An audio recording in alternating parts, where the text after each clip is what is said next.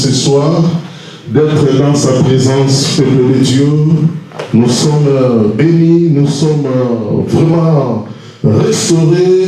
Ce soir, raison pour laquelle nous sommes venus, pour adorer encore notre Dieu, pour le glorifier, pour le célébrer. Et bien-aimés dans le Seigneur, merci de faire ces déplacements ce soir pour venir écouter Dieu. Vous êtes venus pour écouter le Seigneur. Vous êtes venus pour rencontrer le Créateur, le Sauveur de l'univers, le Dieu vivant, le Dieu puissant, le Dieu de grâce. C'est lui que nous sommes venus tous rencontrer dans sa maison ce soir.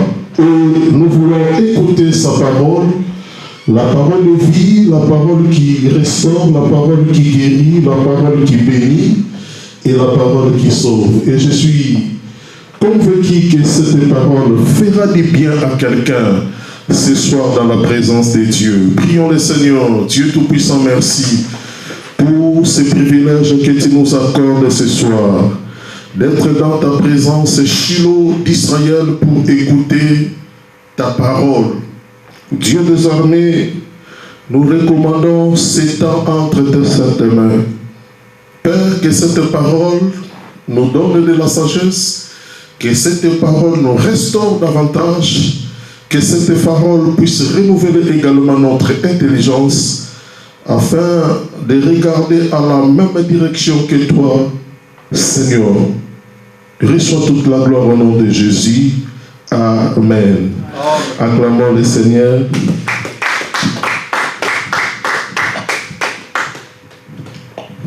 Alléluia. Alléluia. Bien-aimés, nous voulons écouter la parole de ce soir. Vous savez, nous sommes au mois d'avril, le 4e mois de l'année, le mois de la Pâque.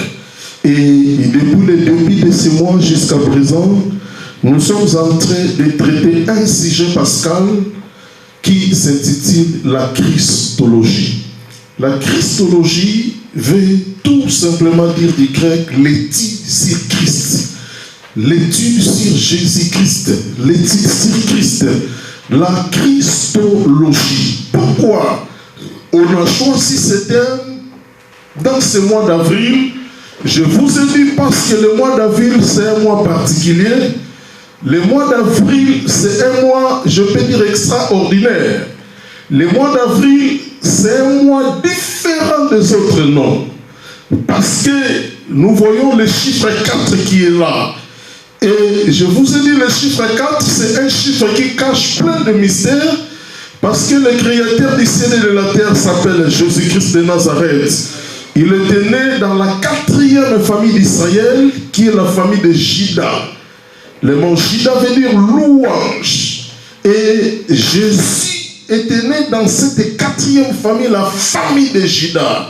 Donc, bien aimé, et il avait reçu pour mission de délivrer Israël. Raison pour laquelle le jour de sa mort, les gens se lamentaient en disant, on croyait que c'est lui qui devrait délivrer Israël, parce que c'est lui qui avait reçu cette mission, ce mandat de la part de Dieu pour racheter l'humanité, pour sauver l'humanité qui était dans la perdition.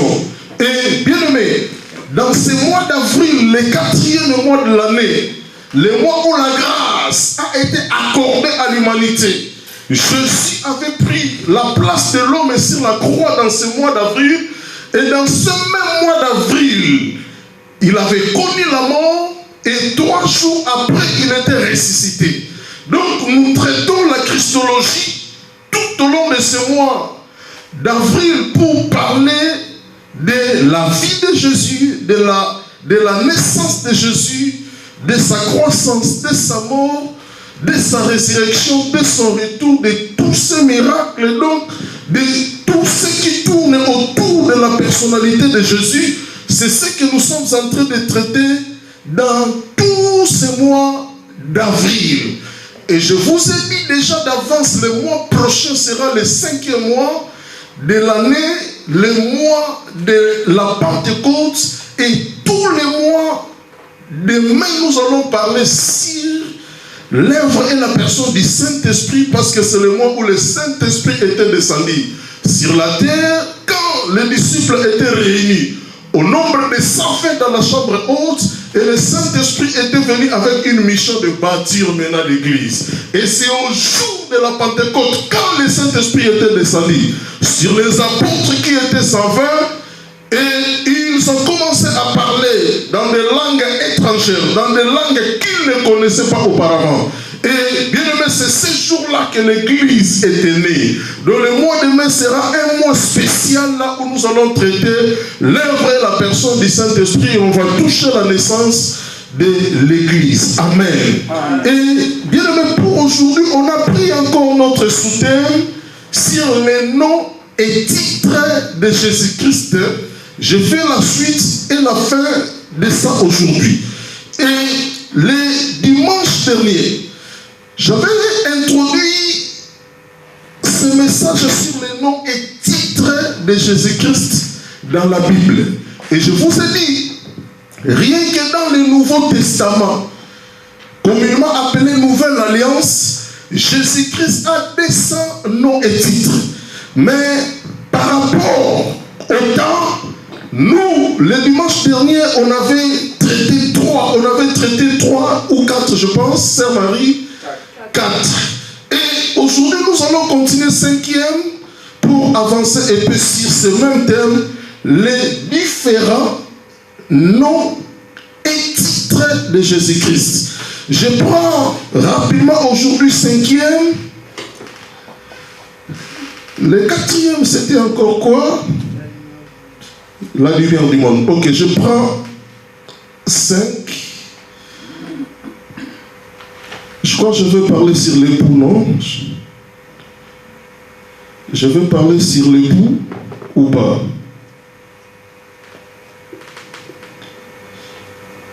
J'avais parlé sur la pierre angulaire, oui. J'avais parlé sur le prince de paix. Et 3e, j'avais parlé sur le Fils de Dieu. Et 4e, lumière du monde. Ok. 5e, nom et titre de Jésus dans la Bible, l'époux. Jésus est appelé aussi dans la Bible l'époux. L'un des noms de Jésus que nous voyons dans la Bible, l'un des titres également de Christ dans la Bible, c'est l'époux. Nous allons prendre Matthieu chapitre 9, le verset 5. Matthieu chapitre 9. Le verset 5, la Bible dit, Matthieu chapitre 9, le verset 15. La Bible dit, Jésus leur répondit, les amis de l'époux peuvent-ils mener d'un temps que l'époux est avec eux?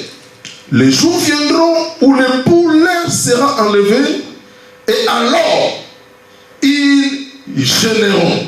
Alléluia. Bien aimé, ici, les disciples des gens étaient venus voir Jésus.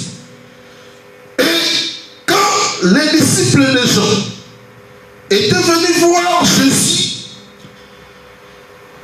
ils avaient une préoccupation. Leur préoccupation, c'était pendant la période de jeûne. Les disciples des gens observaient cela. Ils jeûnaient. Et les pharisiens également. Ils jeûnaient ensemble avec les disciples des gens. Et les remarques étaient comment nous jeûnons. Là, c'est les disciples des gens qui s'adressaient à Christ directement. Mais comment nous jeûnons? Et les pharisiens aussi jeûnent. Tandis que tes disciples ne jeûnent pas avec nous. Et la réponse de Jésus, Jésus a dit aux disciples des gens, il a répondu, les amis de l'époux, les amis de l'époux ne peuvent pas mener les dés, ne peuvent pas faire les dés tant que l'époux est avec eux. Mais le jour viendra où l'époux ne sera pas avec eux. Là, en ce moment-là, ils peuvent bien faire des. Bien aimé, que représente ce que Jésus avait donné comme conseil aux disciples de Jean. Et Jésus, dans ce contexte, représente l'époux. Donc ça dit qu'il était avec les disciples. Ils étaient là avec eux. Et il était époux. Et les disciples, les apôtres bien sûr, Jésus les considère comme des amis. Amen. Amen. Parce que Christ a dit ça. Vous êtes mes amis parce que je vous ai enseigné tout ce que j'ai appris de mon Père. Je ne vous appellerai plus serviteurs. Au début du ministère de Jésus, les disciples qui le suivaient étaient serviteurs. Mais après avoir parcouru un long chemin avec Christ, ils connaissaient tous les secrets de Jésus. Et Jésus ne les considérait plus comme des serviteurs, c'est-à-dire comme des étrangers. Mais Jésus les considérait maintenant comme les amis. Pourquoi? Bien aimé, la considération a changé. Parce qu'ils sont arrivés au moment où les disciples connaissaient tout de lui. Même les derniers secrets qu'il a toujours gardés étaient dévoilés. Quel est ce secret? C'est le secret de sa vraie nature. Parce que les disciples connaissaient comment prier, les disciples connaissaient comment jeûner, ils savaient traiter des questions doctrinales, ils maîtrisaient tous les points. Et à un certain moment, ils voulaient connaître les derniers carrés de Jésus, c'est-à-dire son Père. Amen. Et la question était posée, mais est-ce que tu peux nous montrer ton Père, que tu as l'habitude de prier? Et la dernière révélation, Jésus a livré les secrets. Il dit, mais ça fait longtemps que vous êtes avec moi. Vous ne me connaissez pas. Donc Jésus a voulu montrer aux disciples, le Père c'est moi. Moi et le Père, nous sommes un. Nous sommes la même personne. Amen. Amen. Amen. Amen. Et il a montré à tous ces gens-là tous les secrets. Même quand ils ne connaissaient pas encore le Christ. Et les gens tâtonnaient, ils disaient parfois il est Élie, parfois il est l'un des prophètes qui est revenu à la vie. Les autres pensaient que c'est lui Jérémie. Mais Jésus avait retourné la question en disant, mais pour vous, qui dites-vous que je suis? Et qui a répondu, tu es le Christ. Donc ça dit, Jésus avait livré tous les secrets aux disciples. Amen. Et pour lui, il n'était plus serviteur, ils étaient maintenant amis. Et quand les disciples des gens voulaient clouer les disciples de Jésus, la réponse de Jésus était les amis de l'époux. Oh, ne peuvent pas faire d'aide tant que l'époux est avec eux. Amen. L'époux c'est Jésus-Christ dans la Bible. Et c'est lui l'époux. Et l'église est son épouse. Amen. Amen. Amen. Amen. L'église maintenant. Oh, les amis de Jésus, l'église est comme si Jésus est époux. C'est-à-dire il y a une épouse à côté. Et s'il est l'époux, c'est-à-dire le mari. C'est-à-dire il y a une femme destinée pour lui à côté. Et cette femme, c'est l'église du Seigneur. Et bien aimé dans le Seigneur, nous sommes liés avec Christ l'un à l'autre par une alliance de grâce, par une alliance qui ne peut être violée. Donc Jésus, l'un de ses titres dans la Bible, l'un de ses noms dans la Bible, il est l'époux. Il a dit si haut que les amis de l'époux, oh il est l'époux. Bien aimé, raison pour laquelle, lorsque nous comprenons ce mystère, lorsque nous comprenons cette révélation, logiquement, on ne pleure pas parce qu'on est humain. Logiquement, on pleure parce qu'on a la chair. Mais s'il faut pénétrer la profondeur de la révélation de la parole de Dieu, bien aimé, peu importe ce qui nous arrive, on ne peut même pas pleurer, on ne peut même pas se lamenter. Pour une seule raison, nous sommes l'épouse du Créateur de ce monde. C'est-à-dire, nous occupons un poste privilégié. Nous occupons une position spéciale. Imagine, bien-aimé dans le Seigneur, l'époux du chef de l'État. Imagine l'époux des rois. Mais nous occupons une position vraiment spéciale, une position particulière d'être reconnu par lui-même Christ comme son épouse. C'est-à-dire nous sommes l'épouse du Maître. Nous sommes l'épouse de Jésus-Christ. Oh, bien-aimés dans le Seigneur, nous devons être fiers de ça. Nous devons être joyeux. Nous devons soulever même la tête. Car bien même les choses ne semblent pas toujours marcher. Mais nous devons adopter une attitude de victoire, une attitude de réjouissance. L'apôtre Paul était en prison, mais les gens croyaient qu'en prison il était affaibli, en prison il était déjà faible, en prison il avait perdu tout espoir. Mais bien aimé, il a surpris l'église. Dans Philippiens 4:4, il écrit une lettre pour les réconforter. Lui qui avait besoin d'être réconforté en étant lié de chaînes dans la prison, mais il écrit une lettre pour réconforter les chrétiens qui étaient en liberté, qui étaient libres, qui étaient en paix. Mais il leur dit, réjouissez-vous toujours dans le Seigneur. Et je le répète, réjouissez-vous. Bien-aimé, c'est-à-dire l'église n'est pas n'importe qui. Tu n'es pas n'importe qui sur la terre. Même si, bien-aimé dans le Seigneur, oh, beaucoup de choses manquent encore dans l'organisation de ta vie. Mais tu dois croire, tu dois espérer, tu dois être fort, tu dois être motivé, tu dois être joyeux. Parce que tu occupes une position que même les anges bien-aimés dans le Seigneur ont voulu occuper. Nous nous occupons une position meilleure, une position stratégique, d'être l'épouse du Maître, d'être l'épouse de Jésus-Christ. Oh, parce que lui, il est l'époux. Bien-aimé, c'est-à-dire les choses de la terre ne peuvent pas nous dépasser. Les choses de la terre ne peuvent pas, oh, nous prendre la tête. Parce que le Dieu, oh, qui nous a appelés, le Dieu que nous suivons, oh, c'est lui le propriétaire de l'univers, c'est lui le maître de l'univers, et nous sommes son époux. Tout ce qui est à lui est aussi à nous. Amen. Ça, c'est le 5e nom et titre de Jésus que nous voyons dans la Bible. Il est appelé époux. 6e nom et titre de Jésus dans la Bible, le premier-né de toute la création. Le premier-né de toute la création. Qu'est-ce que cela veut dire, bien-aimé? Ce verset a été toujours mal compris, mal même interprété par beaucoup de lecteurs de la Bible, mais ce soir, nous aurons la grâce de comprendre ce que c'est. Nous sommes dans Colossiens chapitre 1er, les versets 15 à 16. Colossiens 1er, 15 à 16, la Bible dit, il est l'image du Dieu invisible, le premier-né de toute la création. Le premier-né de toute la création. Car en lui, tout a été créé dans le ciel et sur la terre. Ce qui est visible et ce qui est invisible.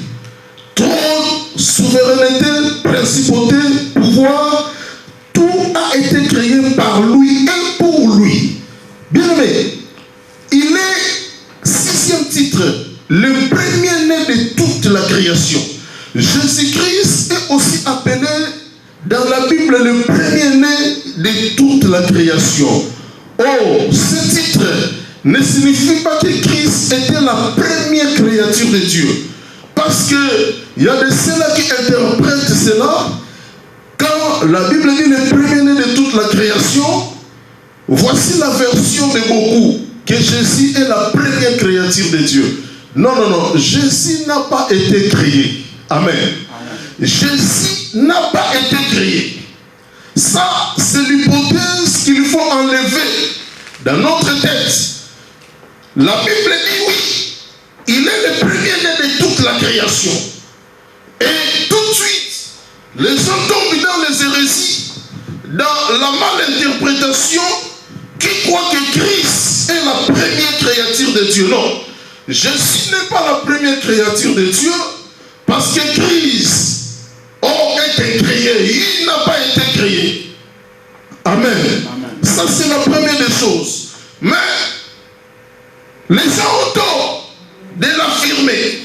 Les gens ont tort de le confirmer selon ces textes. Bien aimé, nous devons faire très attention. Comme l'apôtre Pierre a dit, que vous devez faire très attention lorsque vous lisez les écrits de Paul. Ce sont des écrits qui cachent beaucoup de mystères et des révélations, nous devons faire appel à la révélation, à l'intelligence et à la sagesse de Dieu. Un apôtre comme Pierre, il donne conseil à l'église en ces termes. Vous devez faire attention. Lorsque vous lisez les écrits de Paul, bien aimé, un homme que Dieu a beaucoup utilisé dans le domaine de la révélation des écrits, et il est venu après la mort de Jésus. Mais il a écrit beaucoup plus que même des disciples qui avaient marché avec Dieu. C'est lui qui a fait asseoir l'église en termes de la doctrine, et c'est lui qui a fait asseoir les choses, éclairer les choses sur le mariage et sur les dons du Saint-Esprit. Parce que, bien aimé, le mariage c'est une institution importante que Dieu a créée. C'est la première des institutions que Dieu a créées dans le monde. Et nous sommes déjà dans Genèse, Dieu a institué cela. Dans Genèse déjà, nous voyons Dieu a établi cette institution. Et l'apôtre Paul est venu mettre des bases, mettre vraiment, planter des décors, mettre vraiment beaucoup, planter les décors, mettre vraiment beaucoup de règles pour faire asseoir le mariage, la direction de l'église et la doctrine de la vie chrétienne. Le Saint-Esprit, il a tout parlé. Et Paul dit, Pierre dit, vous devez faire très attention lorsque vous le lisez. Alléluia. Et Jésus n'est pas la première créature de Dieu. Parce que la Bible dit, tout a été créé par lui. Dans Colossiens chapitre 1, le verset 16. Tout a été créé par lui. Tout. Car en lui, tout a été créé. Dans les ciels et sur la terre. Ce qui est visible comme invisible. Parce que Dieu a fait des créatures visibles comme des créatures invisibles. Des créatures invisibles, c'est bien détaillé aussi dans 16. Nous voyons des trônes, nous voyons des principautés. Donc Dieu a créé beaucoup de choses invisibles que nous ne voyons pas. Mais que lui, Dieu voit. Parce qu'il a l'œil qui peut tout voir. Amen. Et il est celui qui a tout créé. Il a tout créé. Toutes les choses ont été créées par lui et pour lui. Il signifie plutôt que, bien aimé, lorsque la Bible parle de Jésus, comme le premier-né de toute la création, voici ce que ça veut dire. C'est-à-dire, Jésus, il a les statuts et la prééminence de premier-né qu'il est au-dessus. Donc, c'est une expression pour dire Jésus est au-dessus de toute la création. Amen. Premier-né de toute la création veut tout simplement dire Jésus est au-dessus de toute la création. Donc toute la création lui est soumise. Il est au-dessus. Il est le maître de la création. Donc ça dit qu'il a un statut comme nous expliquons, il a un statut privilégié. Il a un statut et il a la prééminence de premier-né, qu'il au-dessus de toutes choses, qu'il occupe un rang plus élevé, qu'il occupe un rang privilégié dans tout l'univers. Jésus occupe un rang très élevé, Jésus occupe une position très supérieure, Jésus est au-dessus de toute la création, Jésus est au-dessus de tout l'univers. Raison pour laquelle l'apôtre Paul a dit il est le premier-né de toute la création. Mais bien aimé, ne faut jamais interpréter que Christ est créé. Non, Jésus n'a pas été créé. Il est 100% Dieu. Amen. Il est 100% Dieu. Lorsqu'il a dit votre père, oh Abraham a vu mon jour, les gens étaient mécontents, mais toi un petit enfant, Abraham est décédé il y a longtemps, tu n'as même pas vu Abraham. Comment tu peux dire notre père Abraham, quand il a vu tes jours, il était tressailli de joie. Bien, mais il avait choqué des Juifs, il avait choqué des Hébreux. Comment un petit enfant, tu n'as même pas vu Abraham? Même nous qui sommes plus âgés que toi, on n'a pas vu Abraham. Toi, tu dis, quand Abraham t'a vu, il était content. Comment? La réponse de Christ, avant qu'Abraham vit, je suis. Amen. Avant qu'Abraham fît, je suis. Avant qu'Abraham puisse exister, mais moi je suis. Parce que Dieu n'est pas au passé. Parce que Dieu n'est pas au futur. Parce que Dieu est au présent. Amen. Avant qu'Abraham fît, je suis. Parce qu'il n'était pas, parce que jusqu'à présent, il est là. Amen. Oh, quand le peuple de Dieu voulait connaître son nom, mais Moïse a dit, je dois aller libérer le peuple d'Israël. Mais une question, certes, ne sera posée. Quel est le nom de Dieu qui t'envoie? Oh, il a dit, tu vas répondre au peuple de Dieu. Je suis celui qui suis. Je suis. Donc celui qui m'envoie s'appelle, pour lui, celui qui m'envoie s'appelle je suis. Amen. Et Christ a dit, oh, avant qu'Abraham fît, je suis. Je suis, c'est son nom. Il est, je suis. Dans d'autres termes plus loin, je vous donnerai un autre nom et titre de Jésus. Il est l'alpha et l'oméga. Donc ça dit, il est le premier et le dernier. Il est toujours là présent. Il est là toujours. Il est au présent. Amen. Dieu ne se conjugue pas au passé, mais Dieu est toujours là au présent. Alléluia. Bien-aimé, Jésus est le premier-né de toute la création. Il a, oh, bien-aimé, ce que nous appelons la prééminence. Oh, d'être la prééminence de premier-né. Que veut dire prééminence? Prééminence veut dire supériorité absolue. Prééminence veut dire ce qui est au premier rang. Donc Jésus, bien-aimé, a la prééminence de premier-né. Il est au-dessus de toute la création. Il est au-dessus de l'univers. Il est au-dessus des rois. Il est au-dessus de toutes choses. Il est au-dessus des organisations de la terre. Il est au-dessus des rois de la terre. Il est au-dessus des organismes qui gèrent l'univers. Il est au-dessus des États. Il est au-dessus des royaumes. Il est au-dessus de toute la création. Amen. Raison pour laquelle l'apôtre Paul l'a appelé le premier-né. Le premier-né de toute la création. Amen. Ça, c'est le 6e titre de Jésus-Christ dans la Bible. 7e titre de Jésus dans la Bible, le juge. Jésus est appelé dans la Bible le juge. Oh, nous allons lire 2 versets ici pour bien comprendre à quel moment et comment il se nomme juge. Nous sommes dans Actes chapitre 10. Dans Actes chapitre 10, je lis le verset 42. Actes chapitre 10, le verset 42. La Bible dit, Jésus nous a commandé de prêcher au peuple et d'attester qu'il a été lui-même désigné par Dieu comme un juge des vivants et des morts. Jésus a été désigné par Dieu comme un juge des vivants et des morts. 2 Timothée chapitre 4 verset 8. 2 Timothée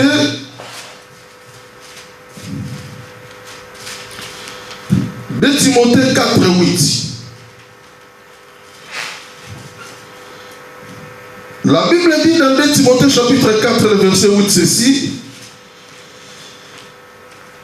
Désormais, la couronne de justice m'est réservée. Le Seigneur, le juste juge. Le Seigneur, le juste juge.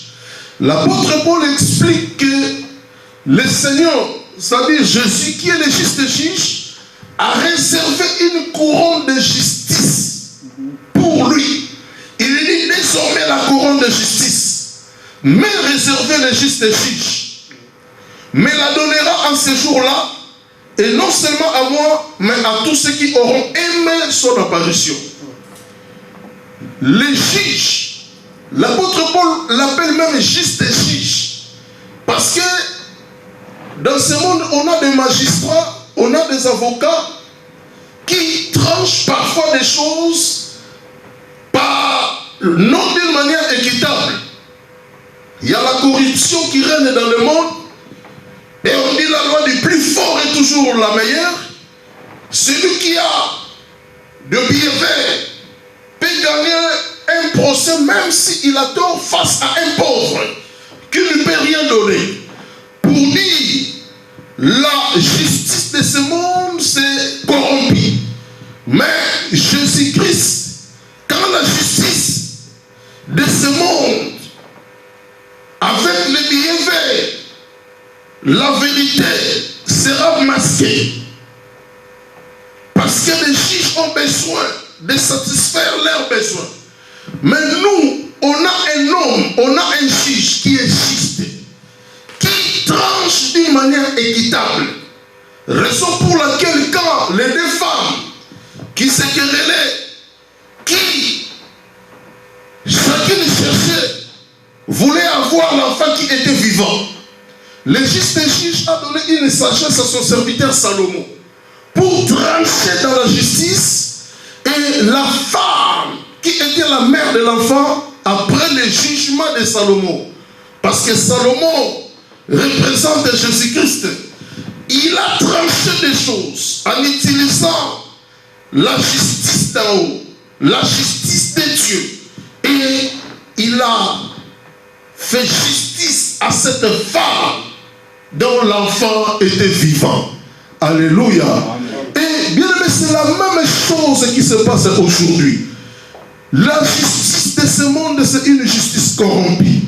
Le Seigneur Jésus a été choisi par Dieu pour juger le monde et distribuer les récompenses dans la vie éternelle. Pourquoi la responsabilité de juger les nations, de juger le monde lui a été confiée? Bien aimé, cette tâche lui a été confiée parce qu'il est le juste juge. Non seulement parce qu'il est juge, mais parce qu'il est le juste juge. Amen. Bien aimé, tu as perdu un procès, tu avais raison. Tout le monde était contre toi. Pendant que toi tu avais raison. Ta famille t'a rejeté. Pendant que tu avais raison. Les amis t'ont rejeté. Pendant que tu avais raison. Ta femme, ton mari t'a quitté. Pendant que tu avais raison. Oh, tu as perdu ton travail. Bien aimé, pendant que tu avais raison. Parce que tu n'as pas voulu de compromission. Mais tu as perdu ton travail. Bien aimé, tu as raté le contrat. Oh, bien aimé dans le Seigneur, pendant que tu étais sur la bonne voie, tu étais sur le point de la voie, bien aimé, il ne faut pas perdre l'espoir, parce qu'on a un juste juge. Amen. On a un juste juge qui utilise le temps pour trancher l'affaire de Dominique, l'affaire des gens qui étaient condamnés abusivement. Il utilise le temps. Lorsque le temps arrivera, Galates 4:4, lorsque les temps ont été accomplis, Dieu a envoyé son fils. Ni une femme est née sous la loi. Bien aimé, le juste juge là. Bien aimé, tout le monde t'avait accusé. Faussement. Et tu as fait la prison pour ça. Et tu as perdu beaucoup de privilèges pour ça. Bien-aimé, garde le silence. Exode 14:14. Moïse a dit au peuple d'Israël, gardez silence, car l'Éternel combattra pour vous. Bien-aimé, Dieu va utiliser le temps. Lorsque le temps arrivera, quand Dieu verra que ton temps sonne, que ton temps arrive, bien-aimé, il te fera justice. Là où la justice de ce monde t'avait condamné. Pourquoi il fera cela? Parce que lui, il est le juste juge. Bien-aimé, avec le temps, le Seigneur va révéler à la face du monde qui tu es. Les gens viendront pour te présenter des excuses. Pourquoi? Parce que Christ est le véritable juge. Amen. 8e titre de Jésus dans la Bible, le bon berger. 8e nom et titre de Jésus dans la Bible, le bon berger. Jésus-Christ est le bon berger de brebis. Nous sommes dans Jean chapitre 10, les versets 11 à 14. Jean chapitre 10. Jean 10, 11 à 14. La Bible dit, mais moi je suis le bon berger. Déjà tout de suite au 11. Moi je suis le bon berger. Le bon berger donne sa vie pour ses brebis. Mais le mercenaire qui n'est pas berger et à qui les brebis n'appartiennent pas, voit venir les loups, abandonne les brebis et s'enfuit. Et les loups s'en emparent et le disperse. Ceux qui est mercenaire, et qu'il ne se met pas à peine de brebis, moi je suis le bon berger. Je connais mes brebis et mes brebis me connaissent. Amen. Le bon berger, c'est le 8e titre de Jésus dans la Bible. À l'époque biblique, un bon berger devait être prêt à risquer même sa vie pour ses brebis.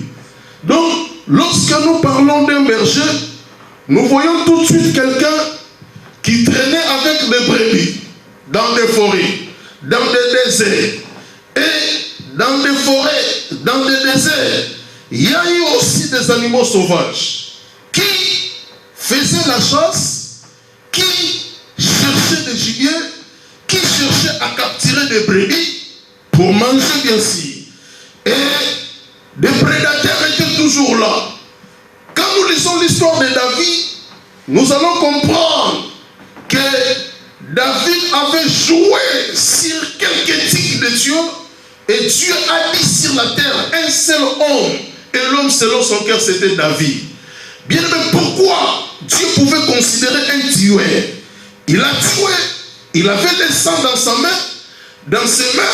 Même quand il a voulu construire le temple, Dieu lui a dit non, ce n'est pas toi, parce que tes mains sont souillées du sang. Ce n'est pas toi qui vas construire le temple, mais c'est Salomon ton fils qui viendra après toi. C'est lui qui va me construire le temple. Et le temple de Jérusalem, que le général Titus a détruit pendant l'invention, et ce temple a été construit par Salomon.